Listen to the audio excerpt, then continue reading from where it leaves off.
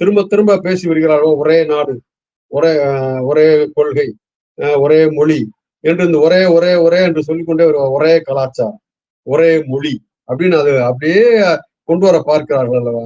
அதற்கு ஒரு தயார்படுத்துவது போல திரும்ப திரும்ப அந்த கருத்தை சொல்லிக்கொண்டே வருவதற்கான ஒரு ஏற்பாடாகத்தான் இப்படியான நிகழ்ச்சிகள் நடக்கிற போது ஒரு ஒரு குறிப்பிட்ட பிரிவு மக்களுடைய விழா ஒன்று ஏற்பாடு செய்யப்பட்டிருக்கிறது. அங்கே இவர் சிறப்பு விருந்தினராக கலந்து கொண்டு பேசுகிற போது இப்படி ஒரு கருத்தை சொல்கிறார். அப்படி சொல்லுகிற போது இயல்பாக அவர்கள் இன்னொரு மாநில வேறு பகுதியிலிருந்து தமிழ்நாட்டில மகிழ்ச்சியாக வாழ்ந்து கொண்டிருக்கிறார்கள். அது அது அதையும் அவரே சொல்றாரு.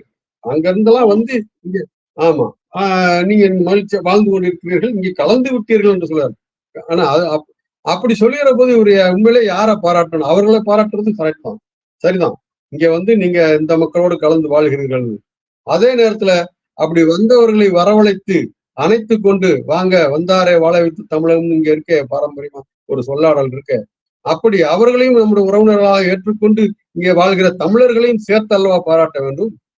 அதுபோல தமிழர்கள் வேறு பல மாநிலங்களுக்கு சென்று அங்கே வாழ்கிறார்கள், அந்த மாநில மக்கள் அவர்களை அரவணைத்திருக்கிறார்கள், அவர்களெல்லாம் பாராட்டுக்கொள்ளும் அல்லவா?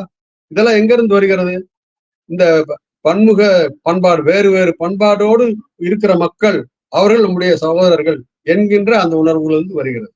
அதை ஆளுநர் பொறுப்புல இருக்கிறவர்கள் புரிந்து கொள்ள வேண்டும் என்பதும் ஒரு விதமான இந்த பன்முகத்தன்மையை பாதுகாத்து அந்த பண்பாட்டை உயர்த்தி பிடிப்பதற்கு மேலாக ஒற்றை கலாச்சாரம் என்று பேசி அதை பூத்த முகழ்வது என்பது அந்த பொறுப்புக்கு அழகல்ல என்றுதான் நாம் சொல்லலாம்.